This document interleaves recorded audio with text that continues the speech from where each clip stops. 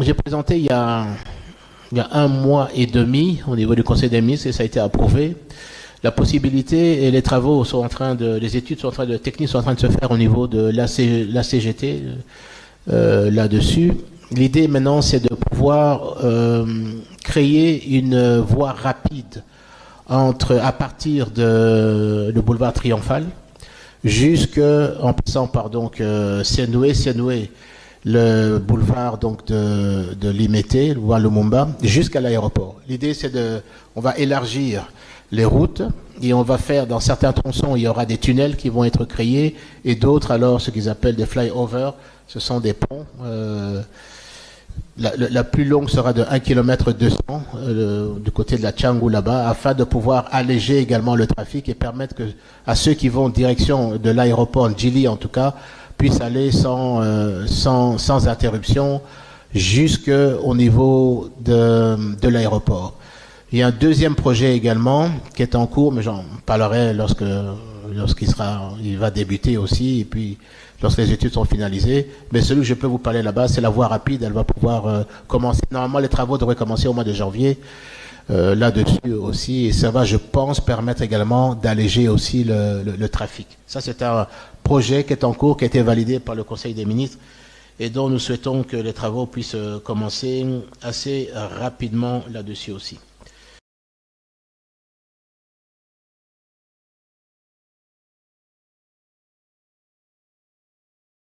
Le public ou le parterre de spécialistes ici présents ne puisse commencer à vous poser des questions. Il est 16h28, monsieur le vice-premier ministre. Nous allons vous laisser, comme cela a été le cas pour ceux qui vous ont précédé ici, exposer ce que vous êtes aujourd'hui en mesure de nous dire avoir fait et compter faire à la tête de ce ministère de souveraineté. La parole est à vous, monsieur Jean-Pierre Bemba. Très bien. Tout d'abord, je veux encore saluer les participants ici d'être venus. Je voudrais simplement dire que c'est une promesse que j'avais faite aux organisateurs de Makutano, où je n'avais pas répondu précédemment qu'un jour je viendrai, et c'est l'occasion. Parce que je crois qu'il faut parler quand c'est le moment de parler et pas toujours quand on vous le demande. Mais je crois que le moment est venu de pouvoir, parce que ça intéresse beaucoup de personnes, d'entreprises, de dirigeants, de responsables, de savoir un peu qu'est-ce qui se passe dans le secteur des transports. C'est un secteur qui a une vision, celle du chef de l'État, lequel régulièrement il donne les directives et puis les orientations sur ce que doit être le cadre et puis le plan national de mobilité. Et c'est ce que nous appliquons depuis juin 2024, en fait. Je dirais que ceci se fait avec les entreprises qui sont sous notre direction. Et il y a quand même une quinzaine d'entreprises que vous connaissez. Donc ça ne peut pas se faire seul au niveau du ministère des Transports.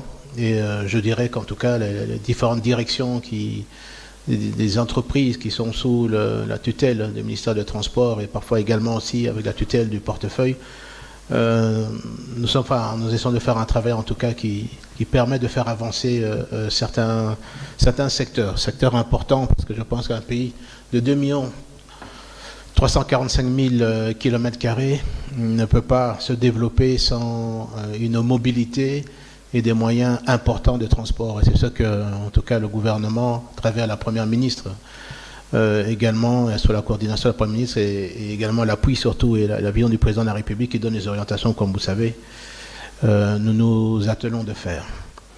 Dans la mobilité, le transport, il y a bien sûr le transport aérien, comme vous avez dit, le transport routier, le transport ferroviaire, maritime. Tout ça fait ensemble que nous devons articuler et surtout mener les réformes qu'il faut. Parce que le monde bouge et il faut que l'RDC bouge au même niveau et certainement à la même vitesse que ce que nos voisins sont en train également d'opérer, et également le monde tant l'Occident qu'au niveau de l'Asie également, lequel nous sommes également très liés au niveau du commerce. Je vais commencer par le secteur aérien. Dans le secteur aérien, Lorsque nous sommes arrivés donc en juin 2024, le chef de l'État m'avait exprimé en tout cas ses directives et ses voeux de voir ce secteur aérien progresser très rapidement. On a 26 provinces. Sur l'étendue du territoire que nous avons, on ne peut pas fonctionner ici sans secteur aérien et joindre les provinces, les territoires et les populations et la circulation des marchandises également par un mode qui est le secteur aérien, mais qui est un secteur qui est très coûteux aussi. Je dirais pourquoi plus tard nous sommes en train de progresser sur d'autres secteurs. Là-dessus, un projet qui, avant, j'ai rencontré beaucoup de projets avant que j'arrive au niveau du secteur du transport qui étaient en fait latents et qui ne progressaient pas. Et en arrivant donc au niveau de transport, c'est un des sujets que le chef de l'État voulait qu'on puisse progresser, c'est au niveau de Air Congo. Air Congo avait été initié par mon prédécesseur qui est le feu Chérubin Okende, mais seulement... Bien sûr, je ne pourrais jamais lui demander pourquoi, mais c'était resté dans les tiroirs. Et assez rapidement, c'est au mois de septembre que le chef de l'État avait donné des instructions qu'on puisse, septembre 2024, qu'on puisse démarrer assez rapidement ce projet-là. Et ça a vu le jour, je dirais 3 mois après, le 25 novembre, les 2 premiers avions arrivaient, avec la collaboration et l'association de Ethiopian Airlines, lequel l'État à 51, État congolais à 51% et Ethiopian Airlines à 49%. Ce n'est pas que 2 avions, c'est 2 737 qui aujourd'hui, je pense que peut-être les uns et les autres ont déjà eu à parcourir à travers cette compagnie. Le taux de remplissage est assez important, entre 80 et parfois même 100%. C'est assez exceptionnel dans le transport aérien. Je peux vous annoncer que 3 autres avions sont en train d'arriver au mois de janvier au plus tard. Il y aura 2 ATR 72. Les ATR 72, ce sont les avions de plus ou moins 70 places. C'est des avions à hélice qui vont être basés l'un à Kisangani, l'autre à Kinshasa. Kisangani pour pouvoir relier Buta, Iziro, Kindu, Beni et Bunia là-dessus. Et à Kinshasa pour pouvoir effectuer les rotations entre Chikapa, Bandunduville, Kikwit, Moanda, Matadi, Bumba, Lisala, Mbandaka, Gemena, Boende également, afin de pouvoir faire les boucles et faire la récupération des passagers sur des villes comme Kisangani, les ramener sur Kinshasa, et pour ceux qui voyagent également en dehors du pays également, faire la jonction avec les compagnies aériennes étrangères. Ça, c'était déjà quelque chose qui était fait, et nous avons mis ça en application et c'est réalisé. Et je dirais que ce n'est pas simplement les 3 prochains avions qui vont arriver, mais il va encore avoir 2 737 qui devraient arriver au mois de juin de l'année prochaine. Et nous sommes en train enfin, pas de négocier, mais de quasiment conclure pour l'acquisition d'un Boeing 787, le Dreamliner, qui devrait permettre la liaison entre Kinshasa et Bruxelles, Paris, Dubaï dans un premier temps. Le nouveau 737 qui va arriver va ouvrir les lignes régionales sur l'Afrique, c'est-à-dire l'Afrique du Sud, le Nairobi, Dar es Salaam, Abidjan, Lomé. L'Afrique du Sud, il y aura probablement 3 à 4 rotations par semaine via Lubumbashi également. Ça, nous sommes en train de régler les problèmes aussi de survol et les fréquences aussi qui doivent être établies. Donc je dirais qu'au niveau de Air Congo, c'est je dirais une activité qui fonctionne bien. J'ai un peu de soucis en ce qui concerne Congo Airways. En fait, ça vient après avoir présenté le programme et avoir eu le quitus au niveau du gouvernement en juillet 2024, il fallait qu'on puisse obtenir un financement que nous avions au niveau d'une banque locale ici, UBA notamment. Mais malheureusement, la CNSS qui devait apporter sa garantie bancaire simplement au niveau de cette banque n'a pas suivi. Et c'est pour ça qu'aujourd'hui, malheureusement, ce que nous entrevoyons, Congo Airways ne peut pas encore arriver à décoller à la suite de ce forfait, si je peux dire. Mais au niveau privé, vous avez des compagnies ici qui arrivent à se développer également et à relier les différentes sources. Nous encourageons en tout cas toutes les compagnies aériennes, pour autant qu'elles répondent aux normes, de pouvoir se créer et se développer aussi à l'intérieur du pays, parce que je pense qu'il y a la place pour beaucoup de compagnies. Entre-temps, nous avons également aussi négocié l'arrivée et permis l'arrivée d'autres compagnies telles que Air Tanzanie, Tanzania Airways, qui sont en train d'opérer 4 fréquences, peuvent aller jusqu'à 5 fréquences par semaine. Je peux annoncer en tout cas qu'aujourd'hui, pour avoir rencontré encore plusieurs fois, et la dernière fois, la semaine passée, les responsables de la compagnie Emirati... Emirates, pardon, oui. Emirates devrait commencer entre mars et avril de l'année prochaine. Les vols entre Dubaï et Kinshasa sur plusieurs rotations également par semaine. Ils voudraient même arriver à faire une rotation par jour sur donc le Kinshasa et Dubaï. Également Qatar Airways aussi qui a commencé ses vols aussi là-dessus. Ce qui fait que nous sommes en train également de négocier avec les Chinois des rotations entre Kinshasa, Lubumbashi et Guangzhou. Ça prend beaucoup de temps, pas de notre côté, mais curieusement du côté des Chinois, au niveau de l'aéronautique civile, ils n'arrivent pas à aller aussi rapidement que ce que nous souhaitons.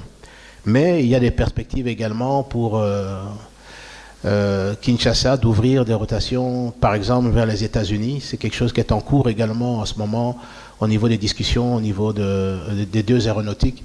Et ça aussi, c'est quelque chose, je pense, dans les mois qui viennent, nous devrions avoir une possibilité aussi, parce que Kinshasa va devenir, et j'en reviendrai, je parlerai avec la construction des aéroports, deviendra un hub au niveau international, tant au niveau du fret qu'au niveau des passagers.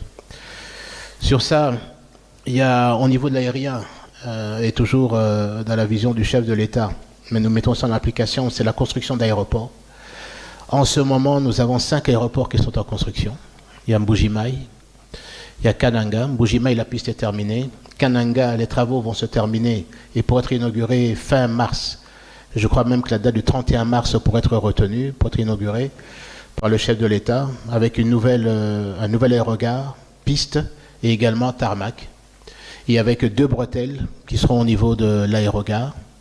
Mbuji-Mayi également, les travaux donc, de la piste sont terminés, mais l'aérogare est en train de se finaliser aussi. Je pense qu'à partir du mois d'avril, on pourra également inaugurer l'ensemble des infrastructures de l'aéroport de Mbuji-Mayi.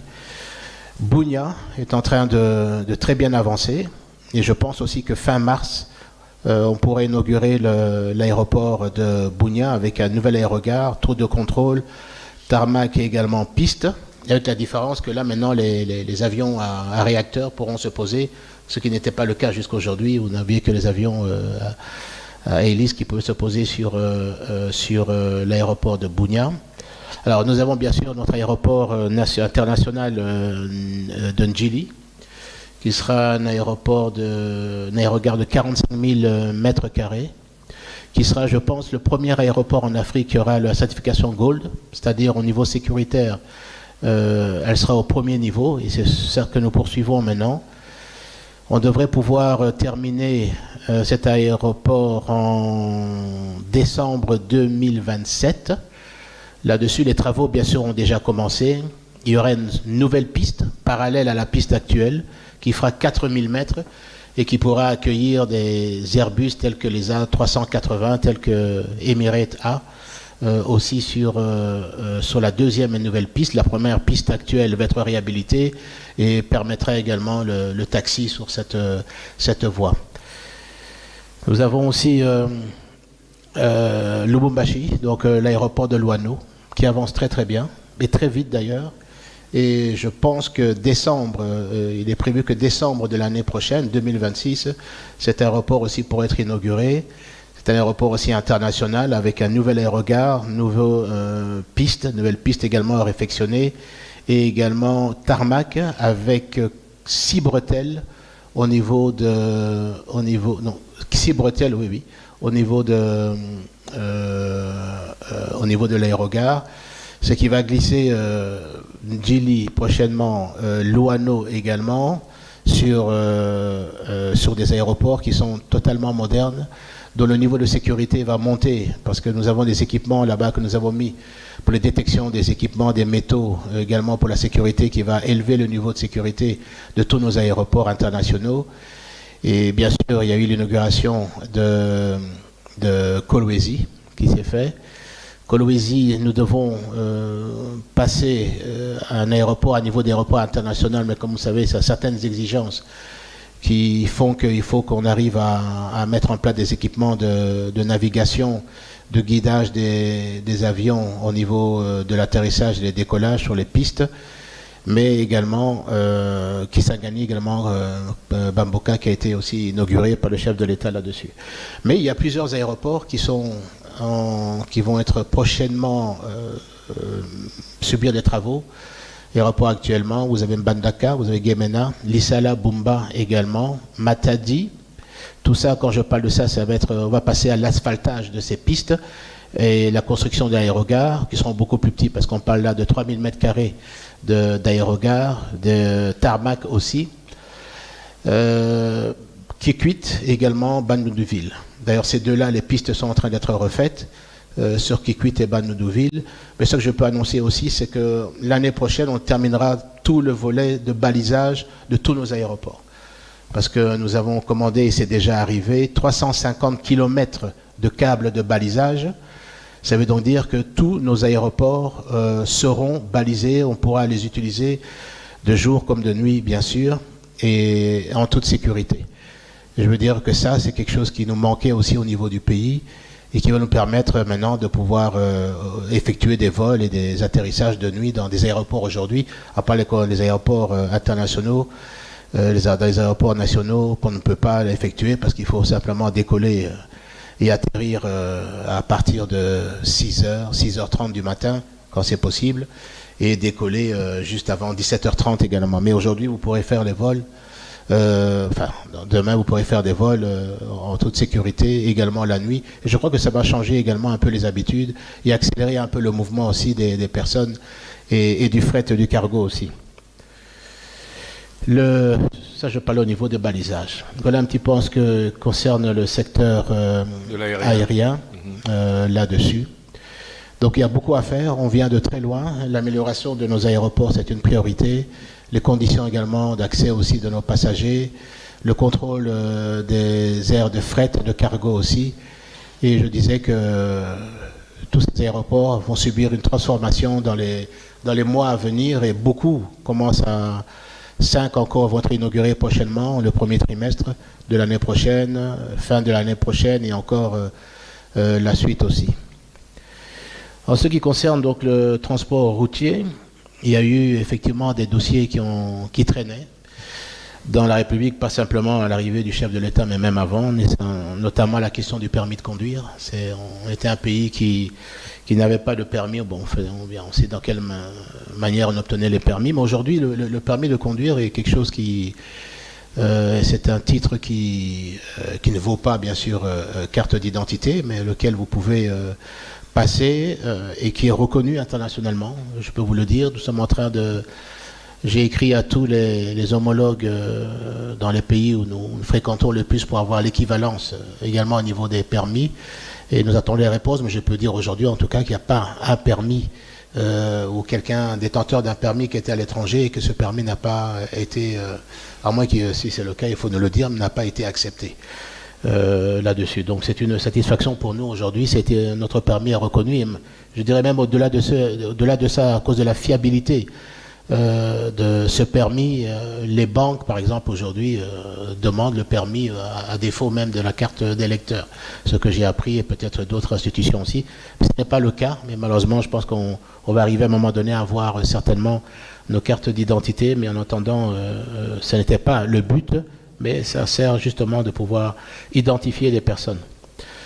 Au niveau donc routier, c'est vrai, la question des embouteillages est un problème que nous sommes en train au quotidien de régler.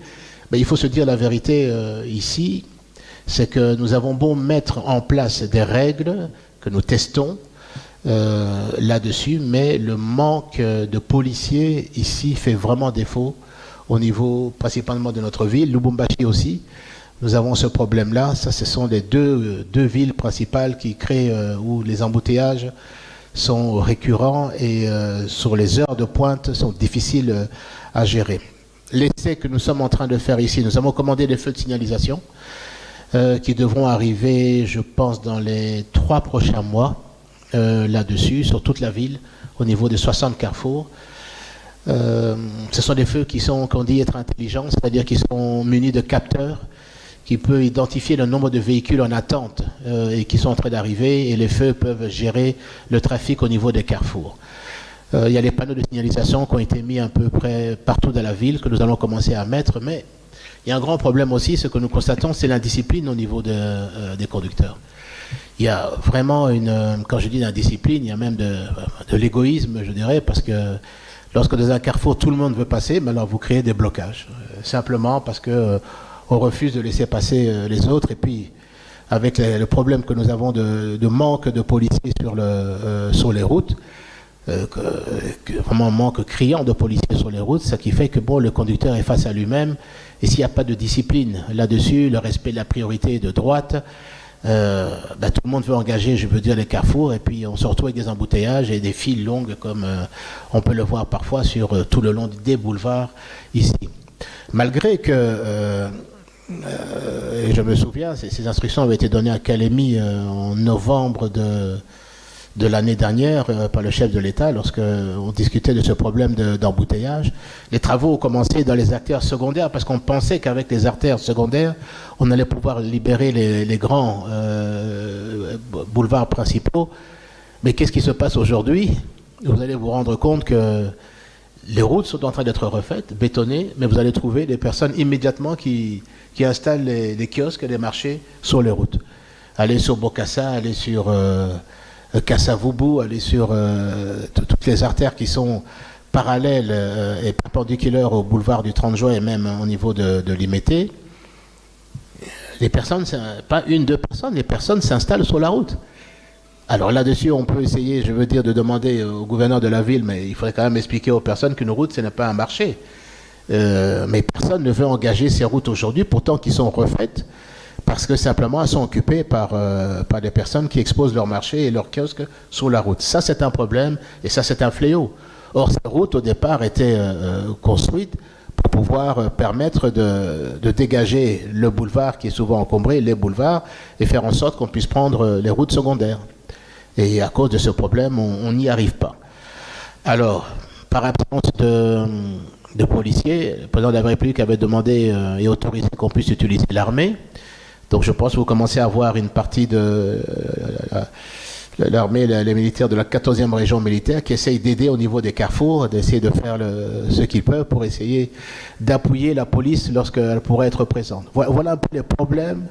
Vous le disiez tout à l'heure des embouteillages. Voilà, bien sûr, il y a parfois, certainement, sur certains acteurs, c'est les trous qu'on retrouve sur les routes et qui doivent être nécessairement et rapidement réparés, mais avec les pluies qui arrivent aussi, ça nous donne du retard. Donc c'est un travail qui est là, qui est ardu, on ne désarme pas. Je crois que l'expérience, également la formation de nouveaux policiers que le VPM à l'intérieur a engagé, maintenant, il y a une formation qui se fait. On espère que dans les 3 mois, parce que c'est quand même plus de 3 mois qu'ils ont commencé, j'espère qu'ils seront mis à la disposition donc, du trafic et de la régulation du trafic sur les routes pour qu'on puisse arriver à vaincre ces embouteillages. Mais cela dit, j'ai présenté il y a 1 mois et demi au niveau du Conseil des ministres et ça a été approuvé. La possibilité et les travaux sont en train les études sont en train techniques sont en train de se faire au niveau de la CGT là-dessus.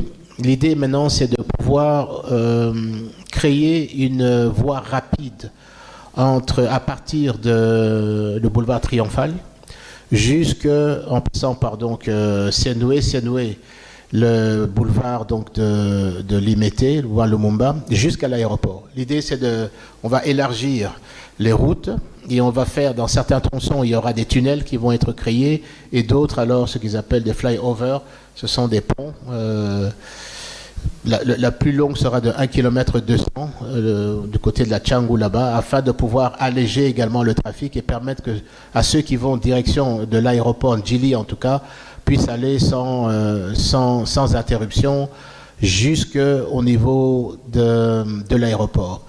Il y a un deuxième projet également qui est en cours, mais j'en parlerai lorsqu'il va débuter aussi, et puis lorsque les études sont finalisées. Mais celui que je peux vous parler là-bas, c'est la voie rapide. Elle va pouvoir commencer. Normalement, les travaux devraient commencer au mois de janvier, là-dessus aussi. Et ça va, je pense, permettre également d'alléger aussi le trafic. Ça, c'est un projet qui est en cours, qui a été validé par le Conseil des ministres, et dont nous souhaitons que les travaux puissent commencer assez rapidement là-dessus aussi. Nous sommes en train, au niveau aussi de chemin de fer maintenant à l'intérieur de Kinshasa, ouvrir et réhabiliter les chemins de fer qui existaient, mais entre la gare centrale et l'aéroport aussi de Ndjili, en passant par toutes les gares intermédiaires. Normalement, à cause des premières pluies encore qui sont venues, il y a eu une érosion, mais nous sommes en train de travailler au niveau de l'ONATRA sur cette partie là-dessus. Il nous reste 3 km à pouvoir effectuer les travaux pour qu'on puisse alors ouvrir maintenant la route en chemin de fer entre la gare centrale et l'aéroport de Ndjili. Mais ce qu'il va y avoir aussi, c'est qu'avec les nouveaux trains qui sont en service aujourd'hui, nous allons avoir des voies directes entre Ndjili, mais puis également les trains aussi qui vont faire un peu l'omnibus pour s'arrêter aux différentes gares, sur la Tchangou, sur Matete, et les gares qui existaient là-dessus aussi. Ça aussi, je pense que ça va aider, ça va alléger également et accélérer pour les personnes qui vont prendre le train, le trafic sur ça. Après ça, nous allons entamer la voie entre la gare centrale et Kitambo, magasin Kitambo, pour pouvoir ensuite, dans une deuxième phase, aller longer le fleuve vers Kinsuka.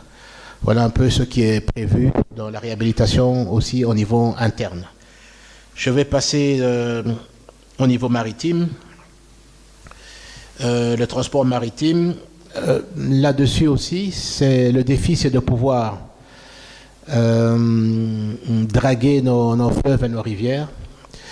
Nous sommes en train d'acquérir des dragues. Une première a été mise à disposition déjà dernièrement au niveau de la RVF, mais 2 dragues sont également en commande et devraient arriver prochainement, une pour Kinshasa et l'autre pour Kalemi aussi. Et puis il y a tous les travaux de balisage qui doivent se faire, qui se font régulièrement le long du fleuve, également au niveau aussi de nos rivières. Mais un souci que nous avons, c'est la sécurité que nous devons assurer au niveau maritime, c'est surtout le long du fleuve. C'est toutes ces embarcations en bois qui nous causent des problèmes et qui ne respectent pas, malgré que nous avons durci et mis les moyens pour faire le contrôle. Je crois que ceux qui sont dans le domaine ici maritime, comment est-ce qu'on intercepte régulièrement les bateaux, ces bateaux en bois là, les baleinières, qu'on contrôle, que ce soit ici à l'intérieur du pays également, sur les différents ports. Mais bon, une fois de plus, vous avez des propriétaires de bateaux, de baleinières qui ne veulent pas respecter, l'obligation d'avoir des gilets, ça c'est 2, ne pas excéder le poids que permet ces baleinières, qui sont d'ailleurs mal construites aussi d'ailleurs, avec le bois qui n'est pas approprié, et qui sont généralement pas assurés, malgré que nous lançons demandons à la justice de pouvoir lancer des mandats pour intercepter et prendre les personnes qui contrevenaient à ces dispositions. On a encore des personnes qui sont têtues et qui se permettent de quitter, de naviguer la nuit en toute insécurité et de créer malheureusement des pertes de vie à la suite de ces innombrables problèmes qu'on connaît sur le fleuve avec ces embarcations. Donc, ce que nous sommes en train de faire là, au niveau de la RVF et de l'ONATRA, au niveau de la construction de ces 2 entreprises navales, c'est sommes en train de construire maintenant des péniches en tôle. J'espère, les dernières vidéos et rapports que j'ai eus, mois prochain, les 4 premiers pourront être mis et inaugurés au niveau de ces 2 ports. L'idée, c'est à la suite de ça, c'est d'augmenter le budget et de créer, de fabriquer plus de péniches en tôle et faire en sorte qu'on puisse arriver à interdire à un moment donné toutes ces baleinières en bois et obliger en tout cas que ce soit les privés, que ce soit donc au niveau des sociétés de l'État, qu'on puisse avoir et faire naviguer dans des conditions de totale sécurité nos populations sur le fleuve et les rivières. Donc ces 4 premiers bateaux devraient sortir, je l'espère, on me le promet en tout cas, d'ici la fin de ce mois. Toute l'ossature a déjà été construite, je crois qu'ils attendent maintenant, je crois que la RVF a déjà réceptionné ses moteurs, l'ONATRA devrait les avoir d'ici la semaine prochaine, mais l'ONATRA a déjà les sièges qui sont arrivés et puis la RVF aussi est en train de mettre en place les sièges et on pourra en fait démarrer le trafic entre ici jusqu'à Kisangani avec ces péniches et de mettre les passagers souvent qui ne sont pas bien sûr répertoriés au niveau des manifestes, mais nous apprenons qu'il y a des personnes qui tombent également de ces barges et qui ne sont pas déclarés et qui perdent la vie. Donc, à un moment donné aussi, on va demander à ceux qui veulent faire le transport de fret de faire que du fret, et ceux qui veulent faire le transport de passagers ne fassent que du passager au niveau aussi maritime. Au niveau maritime toujours, ce sont les ports là-dessus, et il y a beaucoup de projets qui étaient à l'arrêt lorsque nous sommes arrivés et qui étaient dans le plan du président de la République de pouvoir les effectuer. Vous avez entendu parler du partenariat avec MSC, qui est un des plus grands transporteurs de conteneurs dans le monde. Nous sommes en partenariat avec eux dans une concession à Matadi. MCTC, c'est la compagnie congolaise en partenariat avec MSC. Et ils ont donc 3 quais, le quai 5, 6 et 7 au niveau de Matadi. Vous avez également DP World aussi, qui est le quai numéro 9, qui va réfectionner également le port. Il y a Abu Dhabi Port aussi qui va s'installer sur le quai numéro 0 et prolonger également le quai numéro 0.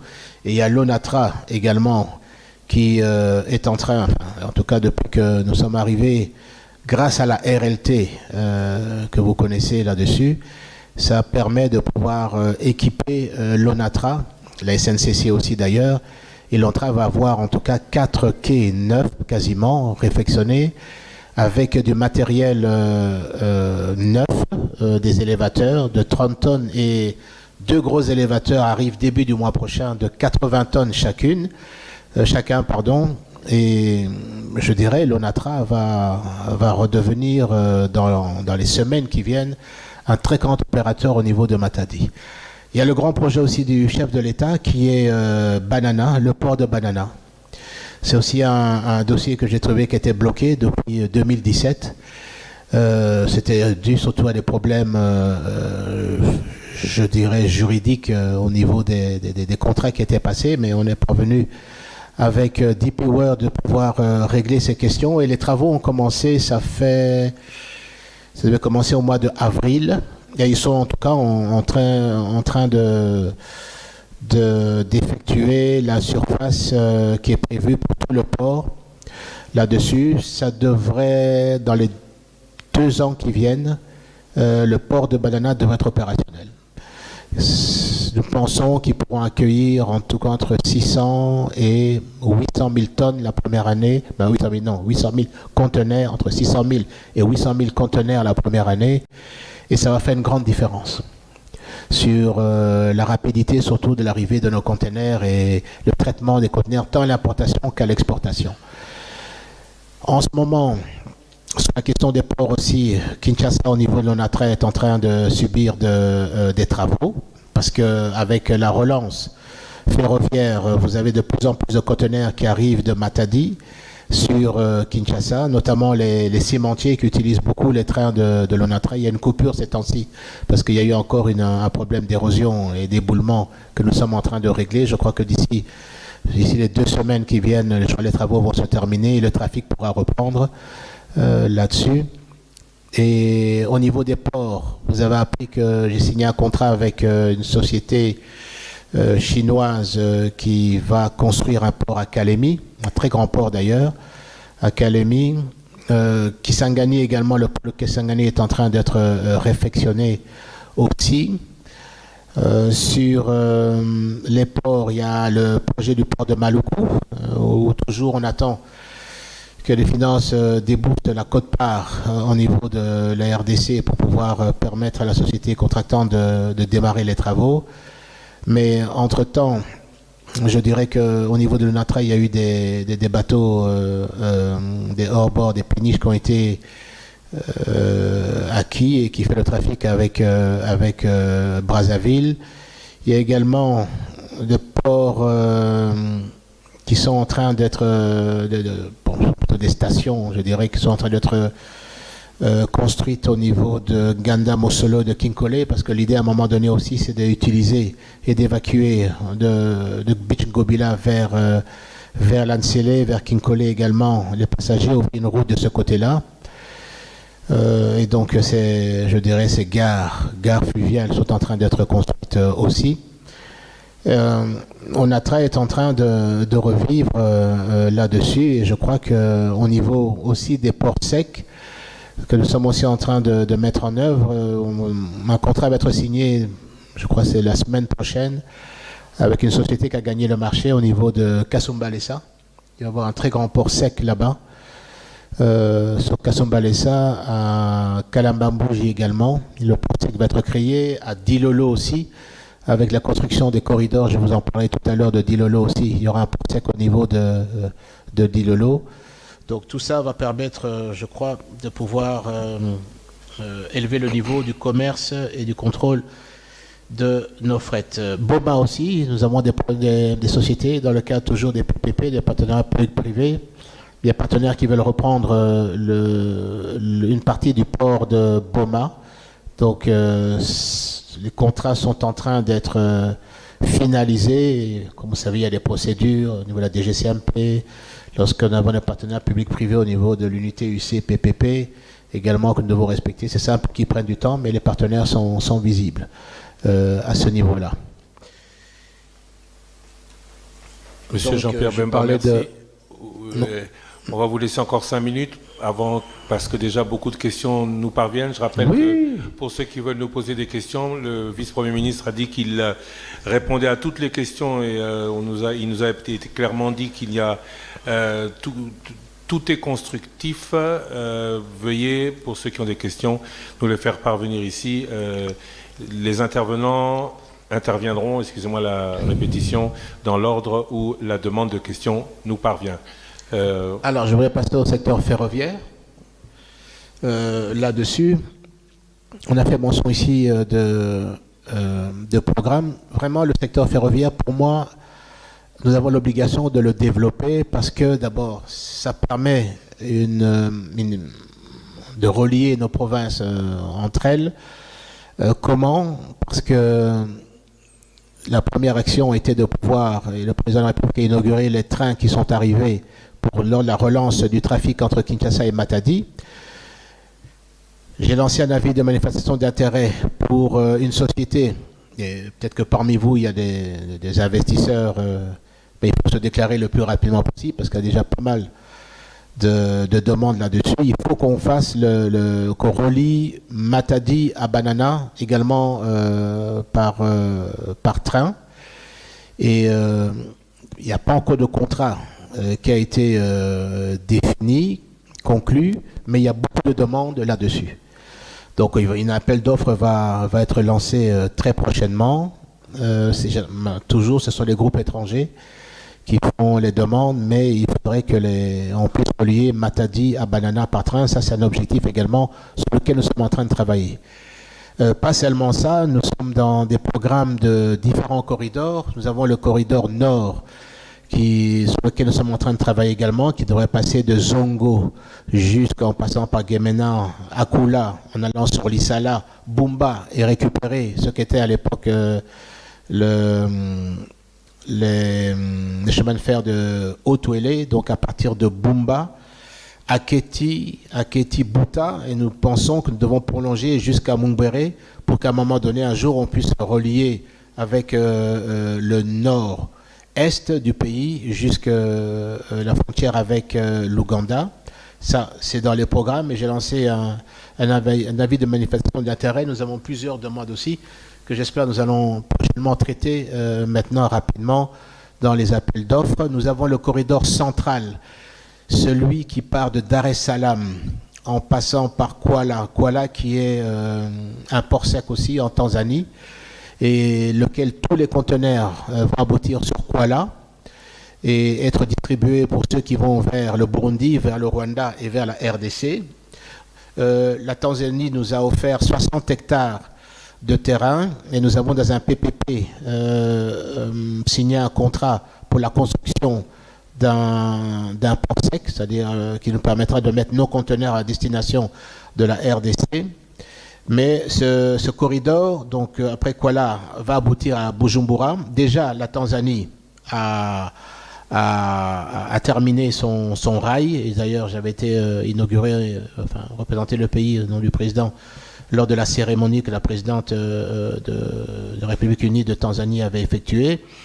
Les travaux maintenant sont en train d'être effectués entre Kuala et Bujumbura. Tous les financements sont déjà obtenus, même pour les RDC. Et de Bujumbura devrait rentrer sur Uvira joindre jusqu'à Kindu. Ça, c'est quelque chose qui n'est pas un rêve, c'est quelque chose qui va se réaliser parce que les travaux ont commencé, les financements sont de la Banque africaine de développement, et c'est un projet, je veux dire, intégrateur et puis régional, pour l'intégration régionale. Alors, ce que nous avons fait, j'avais lancé un avis de manifestation d'intérêt aussi. Nous allons signer dans les semaines qui viennent, parce que c'est toujours les processus qui sont maintenant entre l'unité UT-PPP, avec une société sud-coréenne qui va investir et réhabiliter le tronçon entre Kisangani et Ubundu. Alors, le Kisangani-Ubundu, ça nous permettra ensuite, avec la traversée du fleuve, de rejoindre Kindu. Donc, dans les années qui viennent, quelqu'un pourra partir de Kisangani et arriver à Dar es Salaam en prenant le train. Ça, c'est le corridor central. Et alors, nous avons le corridor principal sur lequel nous sommes en train de travailler. C'est le corridor de Lobito, qui est pas simplement un corridor qui représente des rails et des chemins de fer, mais c'est également un corridor qui va permettre toute une économie qui va tourner autour de ce corridor, nous le pensons. Nous voyons ce qui est en train de se passer sur la ligne entre Matadi et Kinshasa. Il y a une augmentation de production au niveau des maraîchers. On le voit lorsque les trains sont en train de passer, mais régulièrement vous avez des quantités de fruits, de légumes qui sont présentés pour être transportés, être achetés. Et je crois également qu'il va y avoir un effet important tout autour de ce corridor de Lobito, notamment au niveau de l'agriculture, de l'industrie. Également, on a même dû, au niveau du Conseil des ministres, donner des instructions pour qu'on interdise de pouvoir céder les terres tout le long du corridor, parce qu'il y avait déjà des personnes qui étaient en train de regarder, de lorgner pour pouvoir acquérir ces terres. Tout ça a été annulé par la ministre donc, des Affaires foncières, parce qu'il faut qu'on fasse un plan d'aménagement tout le long du corridor aussi. C'est un projet qui est intégrateur au niveau régional, parce que ça va relier tant la Zambie, la RDC que l'Angola.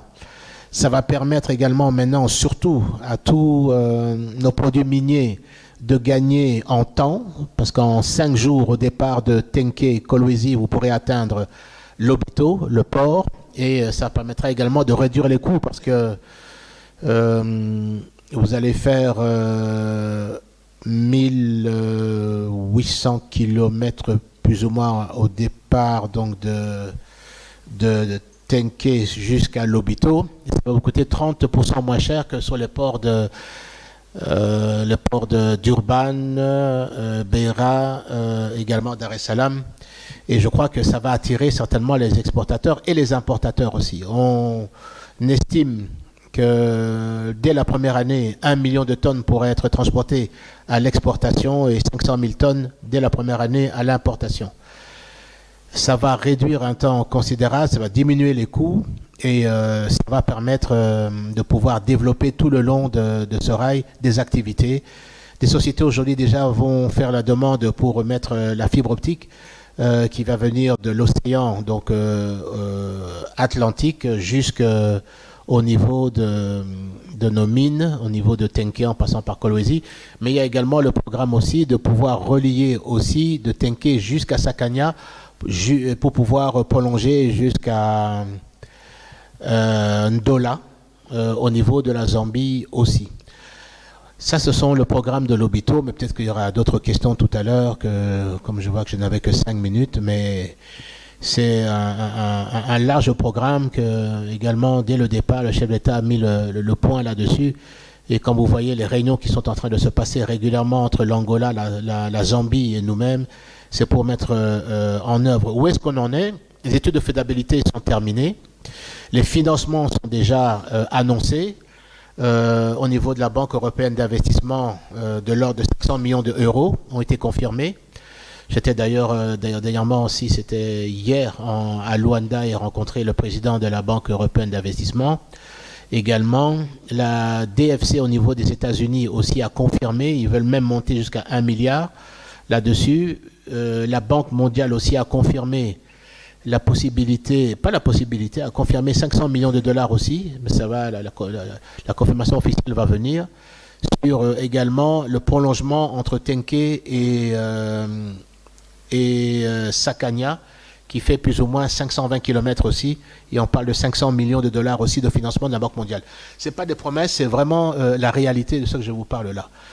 Ce que nous essayons de faire maintenant, c'est d'activer le début des travaux. Et là, il y a parce que nous travaillons directement avec les représentants de l'Union européenne au niveau de l'ambassadeur, l'ambassadrice des États-Unis aussi. Et je tiens à remercier aussi un représentant ici de l'ambassadeur des États-Unis, l'Union européenne qui participe activement à nos réunions de comité stratégique de suivi pour la mise en œuvre donc du corridor de Lobito.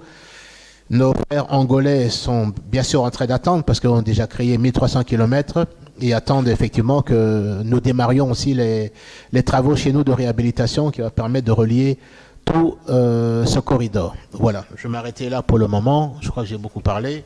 Je peux continuer à parler si vous voulez, mais comme M. Moussakeno veut absolument que je m'arrête. Donc je vous écoute. Merci beaucoup, M. Jean-Pierre Bemba. 17h, peut-être 14 minutes. On va donc passer aux questions. Je rappelle que vous nous envoyez pas questions, mais demandes de questions afin que l'on sache qui veut prendre la parole. Alors, première question, je vais charité bien ordonnée. Vous avez parlé du corridor de Lobito. Tout à l'heure, Vincent Tchombo a parlé des mines, de nos productions, de notre premier produit à l'exportation qui se trouve entre 2000 à 3000 km de tout accès maritime. Corridor de Lobito, financement étranger déjà du côté de l'Angola, financement étranger recherché pour la République démocratique du Congo.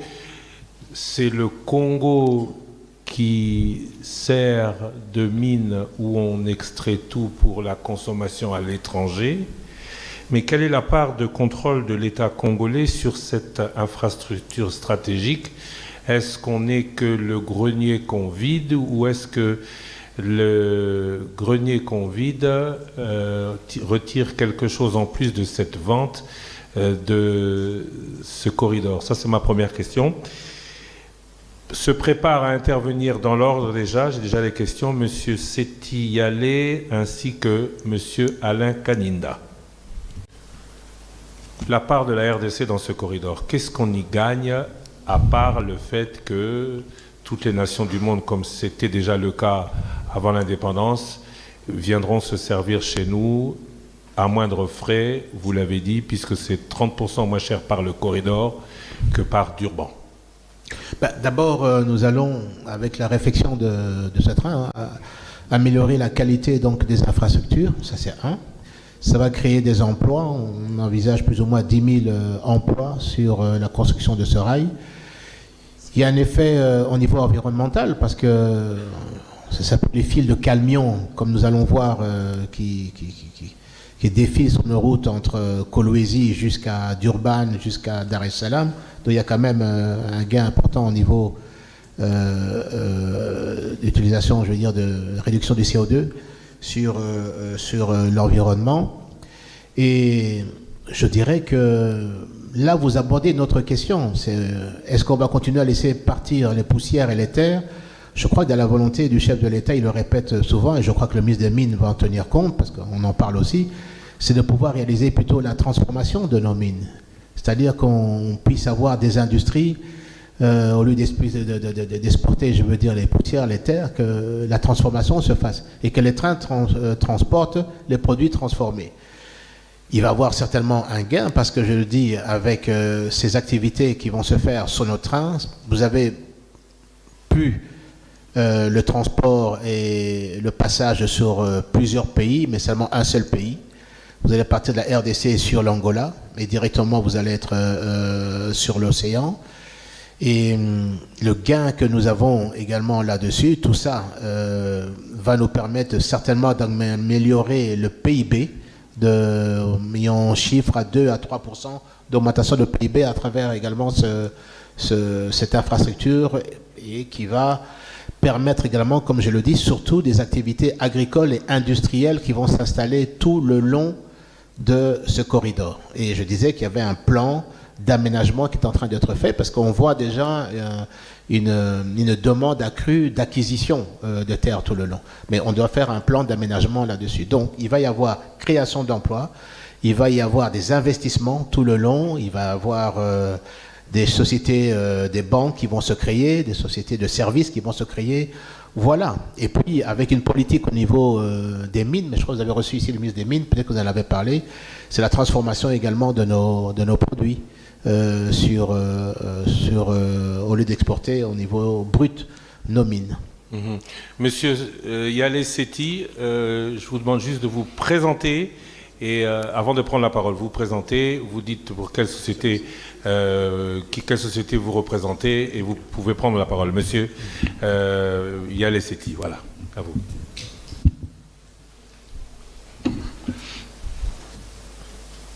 Merci pour la question, cher Christian. Excellence, Monsieur le Vice-Premier ministre, ma question concerne la question de la mobilité urbaine. Je la pose en tant que président de la Chambre de commerce Maroc-RDC. Comme vous le savez sûrement, au Maroc, la question de la mobilité urbaine concerne les structures publiques et également les structures privées. À titre d'illustration, dans la question de la mobilité urbaine au Maroc, vous avez également la collaboration entre l'université Mohamed VI Polytechnique, vous avez également la coopération avec l'association marocaine des ingénieurs en génie urbain, et vous avez également les comités d'experts sur la question des mobilités qui travaillent main dans la main avec les structures publiques chargées de gérer et de développer le transport durable et la planification urbaine. Ma question est la suivante. Serait-il envisageable d'élaborer le même type de collaboration en RDC entre les structures étatiques chargées de développer cette question de mobilité urbaine avec nos instituts publics ou privés d'ingénieurs, et pourquoi pas réunir des commissions d'experts? Serait-il possible d'envisager cette solution, ce type de collaboration RDC, qui serait de nature, pourquoi pas, à valoriser l'expertise congolaise en la matière? Merci, Monsieur Sethi. Monsieur... Oui, je dirais oui, je n'ai pas de problème, puisque il faut dire qu'au niveau du ministère, on travaille déjà avec pas mal de partenariats là-dessus. Là, quand vous parlez de mobilité au niveau urbain, il y a même des professeurs d'université, des groupements de professeurs d'université qui nous donnent régulièrement des projets, des études qui sont faites, des associations également à lesquelles nous travaillons aussi, sérieuses, là-dessus. Et je dirais oui, pourquoi pas, au niveau du Maroc, si on peut avoir une possibilité de collaboration. En tout cas, elle est la bienvenue puisque nous travaillons déjà beaucoup au niveau de la recherche localement et avec aussi des partenaires à l'étranger qui font des études et qui amènent à des solutions. Par exemple, je n'allais pas parler ici, mais il y a une étude qui est en train d'être réalisée, qui est quasiment terminée, c'est le monorail. Qui pourrait passer aussi, c'est quelque chose qui est en train d'être envisagé aussi. Je n'en ai pas parlé parce que autant parler lorsque les choses sont certaines, mais c'est par exemple des solutions qui vont être proposées là-dessus. Et d'autres également, dont le moment venu, je vais en parler aussi, qui permettraient une meilleure mobilité aussi, notamment au niveau urbain ici. Mais le monorail est quelque chose qui est en train d'être envisagé aussi sérieusement dans un partenariat public-privé. Il y a aussi une possibilité, nous sommes en train d'étudier maintenant, que je vais présenter prochainement au Conseil des ministres, c'est sur le rail qui va sur l'aéroport, donc de la gare centrale à l'aéroport, c'est de construire une route au-dessus de ces rails et à côté de ces rails, pour autant qu'on a encore de l'espace. Et je crois que jusqu'à Limété, en passant par Matete, on peut y arriver. Au-delà de ça, ils sont en train d'envisager, ils sont en train de se faire pour construire donc avec des colonnes, des routes juste au-dessus, et ça nous permettrait d'éviter surtout de gâcher et d'effectuer les travaux sans perturber la circulation tel que je l'ai dit sur un des projets aussi qui est passé au Conseil des ministres. Nous allons faire la voie rapide sur l'aéroport. Ce sera en fait 2 voies rapides qui pourraient également être mobilisées et qui pourraient se faire parce que même si vous allez peut-être dire oui mais il n'y a pas d'argent là-dessus, non, on peut utiliser dans le cadre du PPP les concessions. Et il y a les sociétés qui sont prêtes à pouvoir financer ce type d'infrastructure moyennant le payage. Sur ces routes et ça c'est ce qui peut être envisagé et c'est très envisagé et c'est très sérieux là-dessus. Voilà. Donc il faut nous mettre en contact avec soit les universités soit là-dessus, c'est vraiment la bienvenue. Vous savez, on a beaucoup parlé à un moment donné à Kinshasa du projet Métrokin. Oui. Quid? En fait, je vais être franc, le projet de Métrokin, j'ai reçu, je crois, à 3 reprises les responsables qui ont ce projet-là. Et je leur ai demandé, parce que c'est un projet bien sûr qui a été présenté, conçu avant que je puisse arriver au ministère des Transports, j'ai demandé, je voudrais avoir l'étude de faisabilité, et deuxièmement, je voudrais avoir l'étude des coûts sur ce que vous envisagez, parce qu'en fait, les coûts sont en train, à chaque discussion, les coûts sont en train de monter. Et jusque maintenant, je n'ai pas eu ni l'un ni l'autre des documents. Donc je ne sais pas comment, avec ma collègue également du portefeuille, elle a le même problème qu'à mon niveau, c'est-à-dire nous n'arrivons pas à avoir et l'étude financière et également l'étude de faisabilité. Donc on ne sait pas se prononcer sur ça. Mais on ne peut pas attendre non plus éternellement. C'est comme ça que l'ONATRA a pris les devants pour réhabiliter déjà ce qui est réhabilitable, c'est-à-dire le tronçon entre la gare centrale et l'aéroport. Mais si ces personnes viennent avec ces études et ce projet financier, on va l'étudier, bien sûr. Madame Betty Owanji. Madame Betty Owanji a demandé la parole. Où est-elle? Oui, bonjour. Oui. Merci Christian. Bonjour Monsieur le Ministre. Donc Betty Owanji de la TMB. Donc ma question est la suivante. Les banques jouent un rôle clé dans le développement du secteur du transport en finançant à la fois les infrastructures et les acteurs privés. Elles accordent les crédits aux entreprises de transport sous forme de leasing par exemple, facilitant ainsi l'acquisition d'équipements et la participation aux appels d'offres. Cependant, le défi posé par l'état des infrastructures reste un blocage majeur à l'essor du secteur. Comment l'État prévoit-il de rendre le secteur du transport attractif et sécurisé pour les banques, de sorte à leur permettre d'accroître leur contribution au développement des projets de mobilité? Pensez-vous également que des avantages fiscaux pour les banques qui financent activement ce secteur peuvent être envisagés afin d'encourager leur participation?